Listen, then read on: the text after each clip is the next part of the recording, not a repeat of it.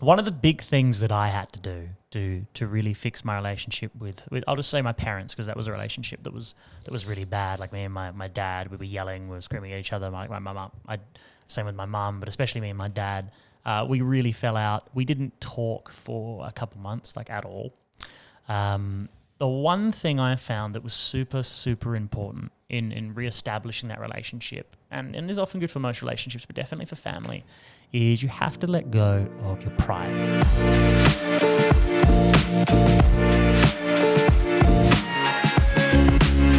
Hey guys, welcome back to the 5,000 Week Journey podcast. It's a pleasure to have you today. I'm Colby, and with me we have Blake and Ayrton. How you doing today, guys? I'm doing... Me first. Okay, I'm doing good. So we literally spoke at the exact same time. I'm good, bro. That's so funny. How are you? That's been great. I am sensational. In fact, I actually hear that today something pretty awesome actually happened for you, Ayrton. Both of you. One of you lost something, one of you gained something, didn't you? Yeah. I heard I'm going to be a father of a new car. New car. New car. No, I'm getting a Jeep. We bought a Jeep. Yeah, great cars. Father of a Jeep. Don't hold back. Don't hold back. I've been seeing the ads for months and it's been speaking to me. And then Colby has lost a car. Yeah, well, this was a pretty funny thing. I had a car. I decided I was done with the car. And then I sold the car unregistered for more than I bought it for registered. Interesting. So they paid for your fuel. Yeah, well, the reason why it's unregistered is because I just forgot about it. I just forgot about the car. And then you sold it. Yeah, I was like, oh. So are you confessing to a crime?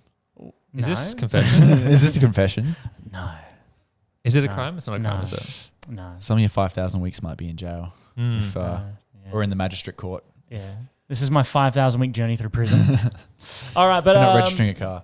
But anyway, so the topic at hand today, fellas, the topic that we're going to chat about is family everything. So, well, let's go around the table and ask. Let's say, Ayrton, what do you think? No. No? All right, we can explain. I don't have an answer to that right now. Fair enough. We'll get back to it. And Blake, what do you think? My answer is no, because I don't believe anything is everything. Yeah, okay. So there's nothing in life where it can be like everything. Because if that's your everything, then everything else is nothing. I suppose that's true, but the question... It's a massive part of my life, and it's a very important part of my life. But it's not like be all and end all, because it's like, what if my family turns out to be a murderer? I don't think... a criminal. I or don't like someone think the would you still love them? I don't think the statement family is everything is literal. I don't think it means family is everything. I think the saying just means family is extremely important. No, because then the saying would be, is family extremely important? Because it's like, I know what you're saying. Yeah. But it's like, is family everything? Because I feel like it's just putting a lot of connotations onto that to be like that nothing else matters in life except family, which to a point that is true, but there also are other important things and other good things in life. I mean, yeah. And what do you define as family as well? I mean, we're like by that. it's a little too literal, I think. Actually, what do you define as family? Because like in my head, I'm thinking just blood. The saying is just talking about blood. Us right now. No, like we're friends. We're brothers, but the saying is just talking about family, like blood, or at least what fits into your blood circle. The main reason I say no is because it's like, what if it's a kid that grows up with no parents, or what if it's a kid that has terrible parents that are drug addicts, and then they once they're 18 they're out of the house and they disregard. If they have that value of family as everything, then that. Their life's kind of ruined if they have that mental attitude. Family's important. But family could become important for them because they didn't have family growing up. Yeah, that's the thing is that, like children who have problems with their parents very often develop psychological issues surrounding that because there's that sense of hollowness or that lack of fulfillment. Everyone wants deep down to have a good relationship with their family, and there's always that kind of there's always that emptiness. Like people who had terrible relationship with their parents, even if especially if their parents were super bad or whatever like that.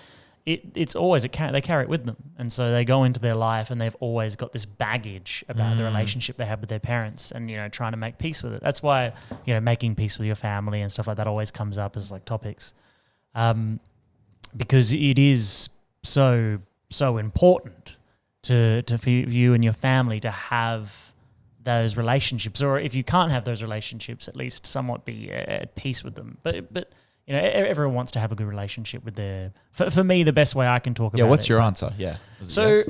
I mean, I don't take is family everything literally. I think that's the silly way of looking at it. I don't go, oh, family is everything. Nothing else matters. If nothing else mattered, I wouldn't be here.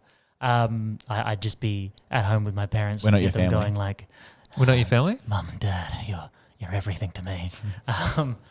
But no, I think family's super, super, super important. I think it's everything in the sense that it's not something that you can ignore. It's not something that you can just be like, oh, I have a crappy relationship with my family. That's totally fine. Deep down, people say that, but no one really feels that way. Because I had a really bad relationship with my parents for a while. And there was a real, there's a hole there. It really felt unfulfilling. And at the moment, in this very moment, if I can talk about now, I have an amazing relationship with my parents, but I don't have a great relationship with my sisters. It's not bad. We have no connection. And so I've been trying to bring that connection there because I feel that. I feel like they're my family. They're my sisters. They're my kin. They're my blood. I've got my sister. My sister, one is in Canberra, one's in New Zealand, and as much as I try and chat here and there, we just don't have that connection, and I kind of feel a bit hollow because of that. There's a hole there, and so for me, I've been trying to fix that. And there's that thing is that in your subconscious, if a friend disappears and they vanish, eventually it will just pass away. It's fine. You won't really think about it, but deep down, subconsciously, if that happens with your family, that will always remain with you. And that's why they'll always come back to mind. You'll always go, you're like, man, what's going on with them? You'll reach out to them here and there. There's always that thing there. My dad, for example, a lot of his family is just gone. He's got a brother who went to America decades ago. He doesn't even know where he is. Wow. There's no way of contacting him. He's just gone. Yeah. And, for my dad, whose family kind of all broke apart everywhere, that's why for him, family has been so important for us, and he's tried really hard to keep the family together as much as he can because he knows what it's like to have a family that is not at all together. And so it's in my opinion it's super important. But anyway, I've spoken about it heaps. So have you had a chance to think on yours? Yeah, I still believe family isn't everything, but it is important. Similar kind of thing. Like I have 4 siblings, and there's only 2 that I really talk to. One's disabled, so I don't talk to him because he doesn't really speak. But the older sibling, which is 15 years older than me, we never had a connection growing up. Because by the time I was 4, he was 18 years moving out of the house. And by the time 4 is when you start to remember stuff. So I never had a connection. So even to now, I talk to him once a year. Yeah. Once, twice a year. And different generations. Yeah, it's not that I don't want to. It's just we haven't had that bonding connection. But with my brother and sister, I talk to my sister once or twice a week. Talk to my brother pretty much every day. The ones that are closest, the one's 4 years old and one's 10 years, and I've spent more time with them growing up, and that connection. So they mean more than the older brother. The older brother's still blood. But do you kind of, like you said, you wish it? Do you kind of feel? There's a part of me that does. There's a part of me that's like, I want to have that connection. And I remember on my birthday last year, he actually rang me up for my birthday. So happy birthday. That's the conversation we have each year. So Christmas and birthdays. And we had a 40-minute conversation. It was just great. He has 2 kids, and it was just a great conversation. And at the end of the call, he was like, oh, we should do this more often. I was like, yeah, we should. Yeah. But then we haven't. And yeah, I know. And that's not his fault. It's not my fault. It's there's a missing touch there because we haven't been as close. But there's also the want of that connection. There's both for both of you. There's that longing to have that connection, but just not knowing to start. Well, yeah, because the hard thing with that connection, which is also the point that I'm trying to move past at the moment, like I mentioned with my sisters, is when you don't have that connection, there's not that sort of natural flow there. You have to really force it. You have to make yourself take those steps. Someone has to do it, and better off both people have to just take those steps. But deep down, both groups, there would be a blood, so you're going to be longing for it. You're going to feel that thing, sort of deep down where you want that relationship, because we're basically hardwired that way. As people, as humans, we recognize our kin, and we have a psychological bond with them, and so we want to be connected to them. That's why the family units, have always been so strong in history. Not so much now, for different reasons, but that's a totally different podcast. But there's always that longing there. And I'd imagine, I don't know quite as much. Obviously, me and Ayrton have had plenty of family chats and stuff like that. What's your position, sort of your view on the whole what we're talking about when it comes to your family? Yeah, I was definitely thinking about when you were sort of saying, because your answer is yes, right? Yeah, I think family. I mean, everything is too literal, but I think family is one of the most important things in life for happiness and well-being. Yeah, because that literally made me think of like people that come from terrible families. One of the main things they want is to create their own good family. And I was thinking about that. I was like, that's actually so true. It's like a deep thing that's within us. It's like one of the core things about being human, really. So I kind of almost want to change my answer to yes. I'm like in between now, thinking about it, because it's so true. Like when people come from a terrible family, they're like, I can't wait to start my own family and treat my kids the right way. And often those people sometimes they do repair the relationship with their parents, sometimes they don't. But that just made me think and change my perspective there. And like how you said you weren't as close to your brother and stuff, but you still have that wanting to connect. So like, if it's not really a huge part of your life, then why would you want to do that? Because it is like, it's a natural human thing. People just want, like, we're meant to be together as humans, and just like that deep. I was even thinking about it yesterday. I was at the gym. I have my greatest thoughts at the gym and in the shower. And in the shower, yeah. But I was thinking, is like, my parents are getting old and they're sick. They're not going to live forever. And I was like, when am I going to get that call from my family, like when someone's passed away? And I was just thinking, like, it just came to me yesterday. I was like, that's going to happen in the next 10 years, or 20 years, or however long, but it's going to happen one day. One of my family members is going to die. And I was like, what would I do? Literally, I thought to myself, what would I do? And instant thing was like, I'd go straight to where they are. Yeah, exactly. Like straight away, like I'd drop everything. Any one of the family members. And it was interesting. I was just thinking about this yesterday, just I was like, that's going to happen one day. I don't know when it's going to happen, but it's going to. Well, yeah, and that's family, because it's not even something that's socially encouraged. I mean, in a lot of ways, there's a lot of stuff with the family unit that's now kind of discouraged. But deep down, it's just like, well, this was my family. Like I do anything for my family. And as you were saying, it's an extremely good point that you brought up, Blake. That people who had not perhaps the best familial upbringings will often strive to create, strong, successful family units of their own. And a lot of that, in my opinion, and it's just my opinion, I'm not a psychologist by any stretch. You're not a psychologist? No. Sure. I love psychology. We found out you're a teacher last week. You drop truth bombs every time. I love psychology. I love studying it, but not an actual psychologist. But just not the doctorate. Yeah, no qualifications. Just a psychologist in my own bedroom. Okay. But anyway, so to focus on where it was, it's one of those things where, like you said, if you don't have something, you'll try and create it, and a lot of that is they go, I wish I could fix my own relationship, with my father, or with my mother, or with my siblings, but they can't. They either can't, or the other party won't allow that to happen, and so they go, oh well, I'll just have to create something of my own, because deep down, they just want the closest thing they can get to having that good relationship with their own family. And if that's impossible, then they will have to create their own. But yeah, so it's, I definitely agree. So is family everything? Obviously not literally, but I think yes, because it's so important. Like, it's who you grow with as well. Like you're with these people, and to go back to the point of, what if your parents die?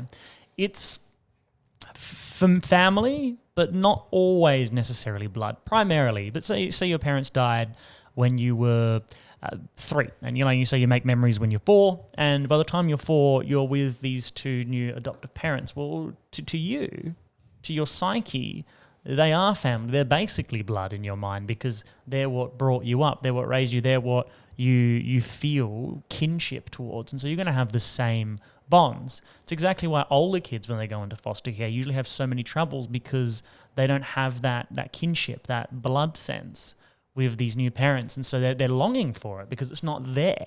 They're longing for that family relationship, which is very hard to develop when you've already become a teenager or whatnot, or even a bit younger than that, and you go, well, this isn't my family. And that's very harsh to say, but like in your subconscious, in your natural psyche, like almost instinctively, you're looking and you're going, well, that's not my family. And I'm not saying anything bad about foster caring. Obviously, people who do it are super awesome for helping people in need, but that's why there's also a lot of struggles. But obviously, when you're younger, it's easier to imprint that sort of family position on you, and that's why it's super important. So it's such an impulsive part of us, like the animal kingdom, family, everything, every living creature. It's just so important. Interesting question to throw in there. And this is to do with family, but it's and I want to hear both of your opinion on this. Should parents stay together just for the kids, even if they don't love each other? No, not at all. Blake?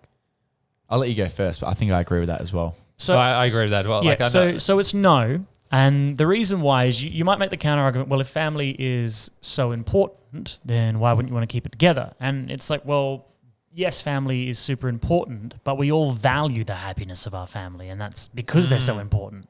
And so you will value the happiness and the fulfillment of your parents because they pass that fulfillment down to you.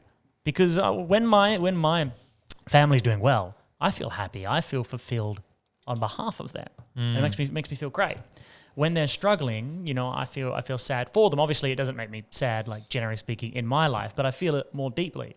Like if you found out something terrible happened to a family member, even a distant family member, it often hits relatively hard because you're like, well, that's my kin, that's my blood over there, like suffering.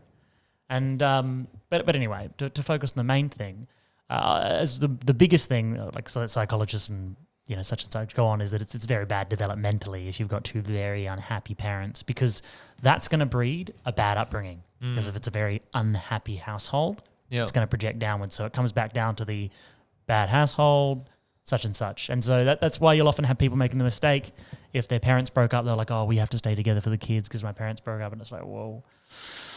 It's an interesting thing, because the reason I wanted to bring it up is I've seen people who in relationships and stay in it, they don't love each other. They do it for the kids, but it's actually worse for the kids. Yeah. If they just went their separate ways. But there's this stigma of like, if you divorce or you fail as a family, right? And there's a stigma around it. That's why that's why I wanted to bring this question up, because like there's a bad stigma of like, well, what if like you've married for 10 years, you've had a couple of kids, but then you fall out of love with that person or something happens and you just can't work together, but you try and stay together and force it. And what it does to the kids makes them unhappy, just as you shared. Yeah. No, I definitely agree with you that it's bad. Because you do, as we always discuss, when you're happy, when you're fulfilled, you do everything in your life better. That includes being a parent. If you are sad, if you are angry, and you'll be angry if you're trapped in a relationship you don't really want to be in, you don't do things nearly as well, and you project that anger into everything you do. Or if you're happy, if you're fulfilled, if you drop out of that relationship and hop into one where you truly do love the person you're with, and then they do the same, and both partners are, both parents are happy with different partners, they'll be better parents. At least in my opinion. It's much better than having staying together for the child and then eventually having this big, bitter explosion of feeling, because it's all just gonna it's all just gonna come down and be terrible. Yeah, it's the same thing. Like, is having a kid a good way to keep a relationship together? And it definitely is, Colby. Definitely not. Have a kid. Just kidding. It's like, our relationship's on the rocks. What should we do? Introduce something far more complicated. A child. So obviously we'll agree that family is really important. But I think more than half or a decent amount of people don't have the best relationship with their family or their parents, or they're not as close as they want to be. I know I'm definitely not. So I also want to open up the new topic going into how do you go about repairing those, not even repairing, firstly repairing relationships that may have been broken or disconnected, or secondly strengthening them. Like maybe you're not that close. You have no resentment and nothing against them. To simplify the question, what are some things you can do to try and have a strong relationship with your family? Basically, yeah. Yeah. So, but from two different angles. One of like, you're just not that close to them. You have nothing against them and you want to get closer. And then the other angle is like, you've had a big fight and you haven't talked to them for a while. Well, I've talked a lot because I have a lot to say on this topic because it's very dear to me. So really. let's maybe have someone else talk. So I don't take. I like it because you've had some experience with it as well. Yeah, especially recently. So one of the big things that I had to do to really fix my relationship with I'll just say my parents, because that was a relationship that was really bad. Like me and my dad, we were yelling, we were screaming at each other. My mum, same with my mum, but especially me and my dad. We really fell out. We didn't talk for a couple months, like at all. The one thing I found that was super, super important in reestablishing that relationship, and is often good for most relationships, but definitely for family, is you have to let go of your pride. You have to let go of that sense of ego, because ultimately, and in the end, I did accept that I was wrong. You know, in my opinion, it was like 75% me, 25% him. This is most of me. And I couldn't do that until I let go of the ego and the pride. Like, oh, I'm not wrong. Sometimes you have to admit you're wrong, and sometimes you have to admit it doesn't matter if you're right. Because what's more important to you, being right or having a good relationship with your family? And that's why one of the things that I've found is you're not going to agree on everything with your family. Like me and my sisters and even my parents, we all have personal beliefs that don't necessarily agree, and some that clash. And so the way I look at it is it's like, well, should I proselytize my beliefs to my family and try and convert them, or should I just accept that they believe something different, not engage in these arguments for the sake of my own pride, and just accept them as they are, and just, you know, take value in the things that I do enjoy and that I do share with them. And then that's ultimately what you have to do. You have to recognize that the relationship is more important than your own sort of personal status in the whole arrangement. Because pride's a big thing. It's a big thing for a lot of people. And in families, it is often a big destructive thing, because it's harder and harder, especially these days, for people to admit that they are wrong, or for people to refuse to claim the position of being right. I was going to say, pride probably ends most businesses, ends most agreements, most friendships.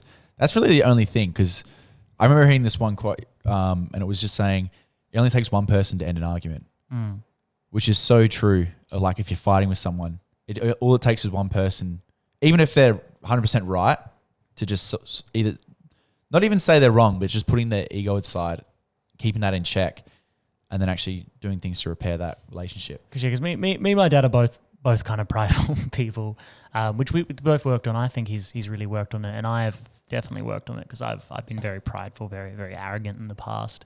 And the one thing that kind of made me think, like what am I doing, is when I was chatting to my mum, because I still spoke with my mum a bit, even though I wasn't speaking with my dad. And she said, Colby, you know, your dad misses you. He wants to speak with you. You know, you should give him a call. And I went, it's like, you know, why am I not speaking to my dad? Like, is what happened really enough to warrant destroying what is one of the most important relationships of my life?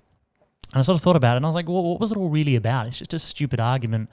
And the more I thought about it, I was like, it's just a stupid argument where I'm wrong. Like, I'm not even right. You know, and sure, there's some things I'm right about, in my opinion, some tiny things, but who cares? It's not important. What is important is that relationship. And so I was like, yeah, this is so stupid. Like, I haven't talked to my dad for like, what was it, like 3 months or something. I was like, this is just so dumb. You know, what am I doing? And I just put aside that, and I gave him a call. And obviously, you know, it started a bit like, perhaps a little odd, because you don't talk to someone for 3 months and you're like, hey, bro. You know, yeah, how you doing? You know, it's, you know, what have you been up to? How's the weather? Just doing a bit of this. What's going on, bro? I'm working here now, you know, stuff like that. But now our relationship's amazing. It's the best it's ever been, because not only is that pride sort of gone, but it's also become like a very adult relationship. Because one of the things that was harder for my dad to let go of was that, you know, I wasn't super young anymore. I wasn't a child. Like, it was time for us to have an adult relationship. Which is a bit more a relationship of equals. That's what you come to. It's no longer like, oh, hey kid. It's, you know, it's like, you know, hey son. But, you know, like, it's equal. It's give and take. And I think it was one of the best decisions of my life to let go of that pride, because I feel so much more fulfilled as a person having an amazing relationship with my parents. And getting that relationship then made me realize that I didn't have a good one with my sisters. I just don't really have one. and that I also too long for that relationship to be there. And so I would like, because my sisters are a little distant from the family, so I went, well, look, I don't mind if I have to take it on me to try and facilitate this, but I would like the family bond to re-emerge, to be strong once more, because it used to be when we were much younger. So, I want that and I long for that because, deep down we all do, and I'm no different from anybody else. But to give the mic to someone else, what do you think, Ayrton? You've been observing, you've been listening. Yeah, it's interesting. Politely. It's because I don't have a great relationship with my father, and I had this thing come up in 2019 where I had this resentment against him, and I worked through it with a coach and ended up contacting him because I had this thought in my mind. It's like if I never say, because he'd never said he loved me ever growing up, the whole time. That's heavy. And so I had this resentment because I went for private school and he always resented me from not taking that on to go to university and follow the system. I'm like, nah, screw it. I didn't want to do that. And I didn't realize at the time his way of saying he loved me was by providing, by doing those things, like sending me to a private education, putting me through school and helping me through those things. I didn't realize that at the time. So afterwards, it's like, fuck him, he's just telling me I have to go do this thing. I want to go do this. I had this resentment. Anyway, what came out, and this is I assume it comes up for a lot of other people because I had a conversation with people. It's like, you have this thing, is like you want to have that connection with them, but you just have that pride, which we were just talking about, the ego. And it wasn't until I sent him a message where I had this in the back of my mind. It's like, shit, if he died in the next 3 months, I'd have regret for the rest of my life that I never initiated conversation with him to say I loved him and appreciated him. You'd feel awful. So I did. I sent him a text. It's 2019. I sent him a text. Just one day, I said, "Hey, thank you so much. Love you. Appreciate everything you did." And it was at his favorite car racing. He replied, he responded. He's, "Thanks. I appreciate that message." And again, last year I did it as well. It's like I'm still bonding. It's not like instantly we're we're best mates. But we had a great conversation last Father's Day. It was a half an hour conversation of him just talking, but it was talking about his thing because it was Father's Day. Yeah, it was about him, and it's good. And that way, if something terrible happened and it was the end of it, you could be at peace knowing that you did everything that you could to try and facilitate that bond. 100%. And I feel like I'm in a lot better place with him now. I haven't spoken to him since Christmas. I'll take full credit. I haven't called him. He hasn't called me, but as you said before, it takes one person to end an argument. There's no argument. We had a great Christmas though. I was present.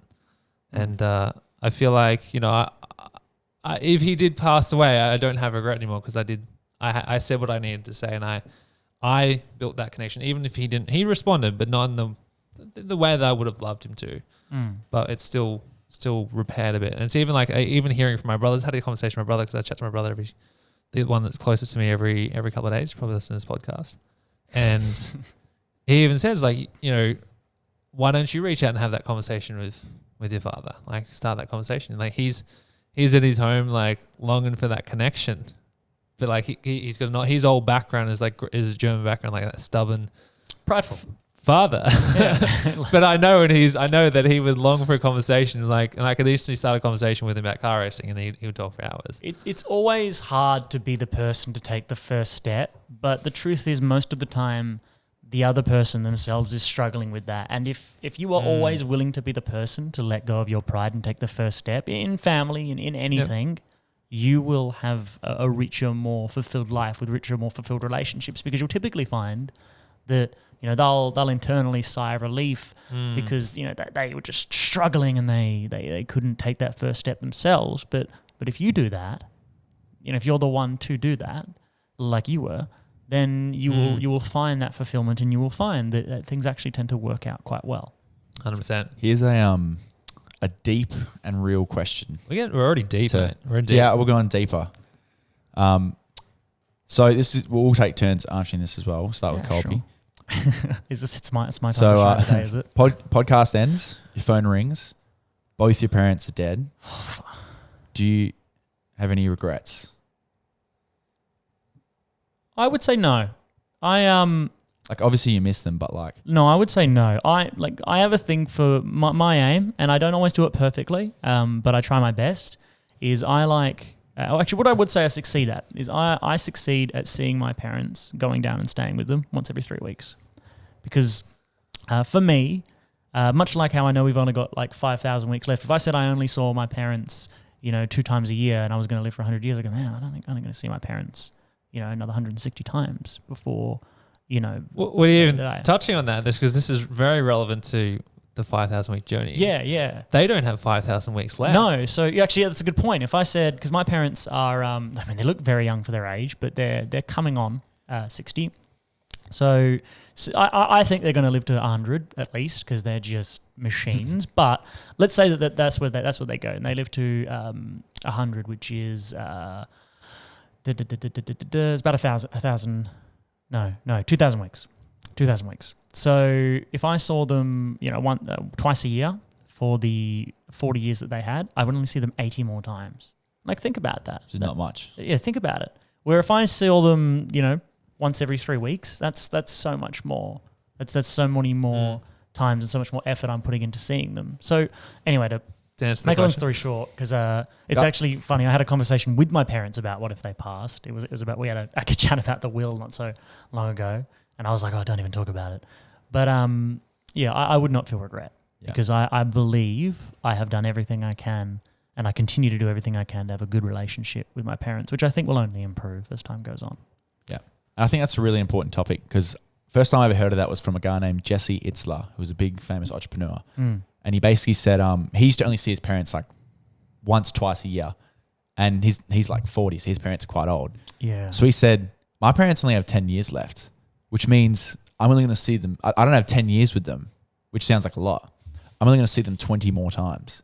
Fuck that. Because you only see them twice a year. When you think about it like that, especially when you get older, that's when it's like, man, I want to go see them every day now. Yeah, it's heavy. It really changes the day. It's so heavy because it sounds like, like 20 years. But if you only saw your parents once every Christmas and they're, 80, it's like, okay, you're going to see your parents 10 more times. You're going to spend maybe 50 more hours with your parents for the rest of their life. Yeah. Maybe you should see them more, because you'll miss them when they're gone, and you'll miss the experiences that you could have had. But anyway, Ayrton. I personally would not have any regrets. Only one that would come up is the first one that came up was I haven't rang my mum this week. And I put that on my schedule this week to give her a call. But now, as I said, honestly, I feel like with the connection with my father, I healed the part that I needed to. I got out of my way, and I said to him, I loved him. I thanked him for everything he did. I've done that a couple of times, the last couple of times I've spoken to him. And just need to call my mum. That's it. But I would peacefully be like, you know what? They've had a great life, and I've had a great connection with them. And it's not as close as everyone else has had it with their family, and it's not like it's a competition. But for me, I've had a great connection with them growing up, and I honestly believe for me, I wouldn't have any regrets. Yeah, that's awesome. Speaking of, because we talked about taking the first step in establishing like these connections. The thing is as well, which we sort of touched on, is that once you establish them, things become much, much easier. Like obviously when I wasn't talking to my dad at all, it was very awkward and you have to really take the step. But now with both of my parents, I call both of them at least once a week. And if I don't call them, they will always call me. And they'll usually call me anyway. But they'll always call me. They go, oh, Colby hasn't called us this week. He's probably pretty busy, so I should give him a call. And then we'll chat for like 40 minutes at least. And like 40 minutes dad, 40 minutes mum, and we'll have a chat. We'll talk about things. Dad actually helped me sell the car because he's awesome at basically selling or buying anything. Yeah. He's the reason I got it for a steal, and he's the reason I sold it for much more than I should have. Yeah. But yeah, like it's once you build that connection, it will go both ways, and that's when you'll feel really fulfilled. And there's an interesting spiritual element I want to talk about as well. Just to share, just the last 6 months for me. 6 months ago, I was working really hard in my business career, and I never called any of my family members. I would ignore my sister's calls because she just was annoying to me back then. I'd always like, nah. I'd chat to like my brother once every couple of months, and I didn't realize at the time, and now I do, that I was missing those parts of my life, just those connections with my family. Added them back in, And now I'm more fulfilled and happy because I have a conversation with my brother. I even said, I wrote a handwritten letter to my brother to thank him for helping me through a tough time that I was going through. And he cried. And he's like, that was like a best Christmas present I've ever received. He received that. That's awesome. And just the spiritual, like when you start to add family, this is why it's like this topic's really important.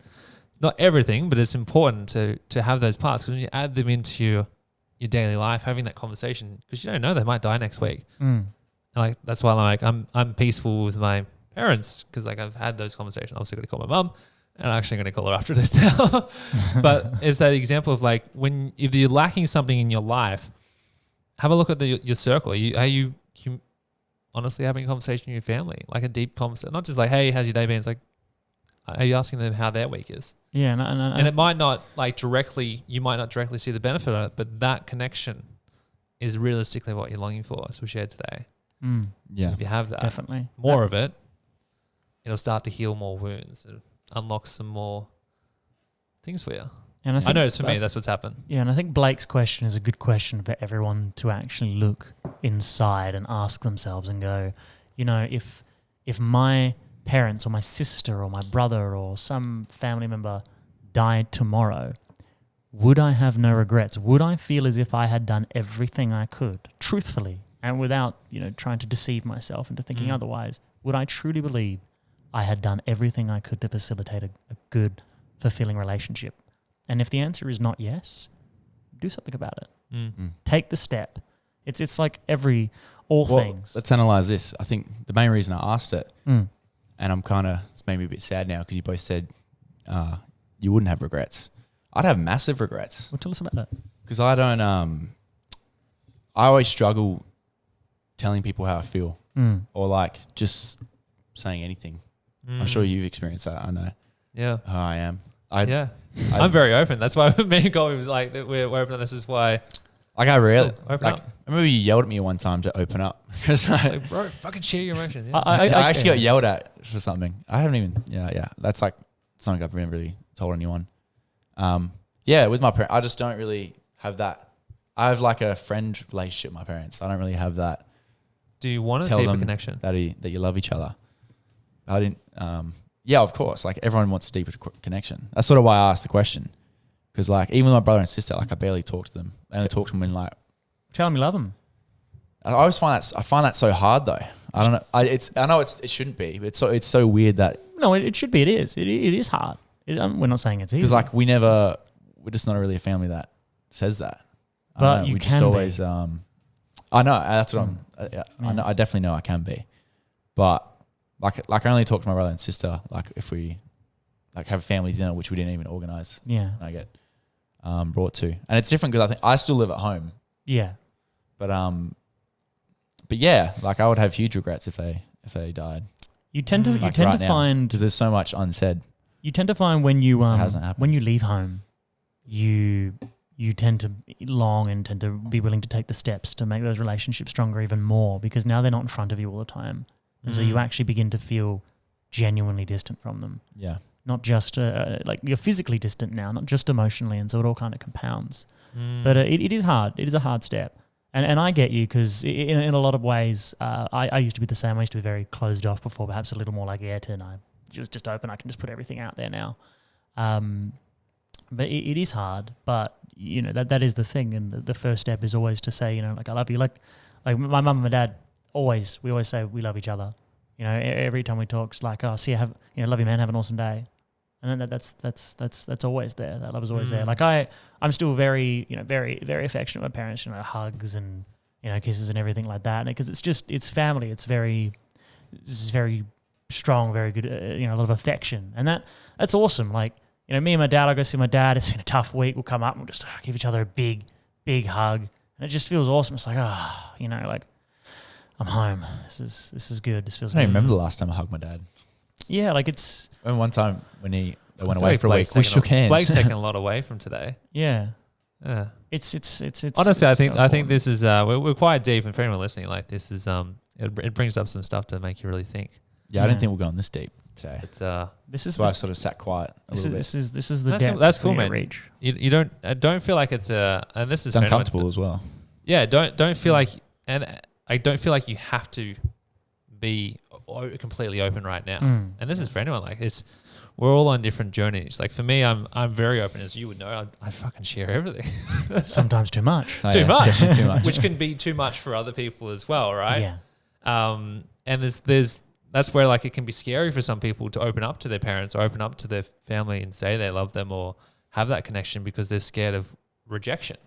Like, what if I say, "I love you, Dad," and he says, "No, I don't love you."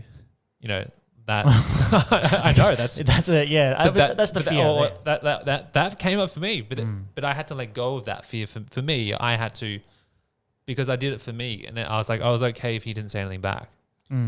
Because I did it for me first to heal that connection. Yeah. That makes sense. And I remember, like, this was like a while ago. You used to always, like before you even met Colby, you used to still always share because you're always such an open person. And it would always trigger me to a point because I'm one who never shares. And then when you sort of, which is something I'm trying to work through, when I don't really share anything and then now I'm having to listen to everything you're sharing, it's kind of like, well, why is this guy allowed to share and get everything off his chest and I don't? Which is like a limiting belief that I used to still hold it a little bit, but not as much as I did before. You're working on it. That's what So I think that's what we never argued over it, but I remember it. Yeah. I know that. That came up a lot. Yeah, but I remember that came up because you'd always share, and I'm like, stop.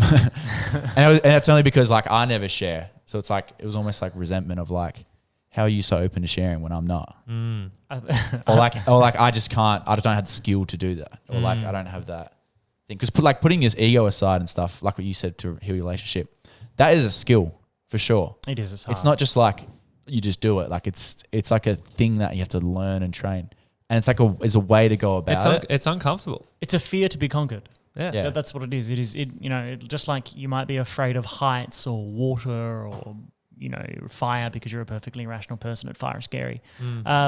It's a fear to get over, the fear of being open, the fear of rejection. The fear of rejection is so potent. I used to struggle massively with the fear of rejection, but then eventually you come to embrace rejection. Now you're the opposite. I actually love being rejected. It's not because I go like, man, I'm going to go and get rejected tonight. It's going to be awesome. It's because I will never ever go and wonder what could have been. Because I got that rejection, that was my answer, and so I will have an answer. And then that's the big thing. But I definitely agree. Openness can be a hard thing. When I started, I went from being very closed off to being probably way too open. And so for a very brief period, like when I was on the Bibbulin Trail with my roommate Jack, we met this lady and I just started like laying down my life story on her. She was like, oh, she's very nice. And we were having a chat. And Jack was like, Colby, there is such a thing as too open, because I was kind of like trying to deliberately be open. I was just like, just dumping my life story on this woman. This poor girl. We were having a good chat. Like she was a bit older. She was like 50. And she was there with her daughter, which was super cool. It was so cool seeing like a 14-year-old girl, or 14-year-old anyone, on school holidays going hiking for like a week with their mum. Yeah, it was awesome. Me and Jack were like, that's so cool. You're so cool. You're like the coolest 14-year-old ever. And like that was really, really wicked.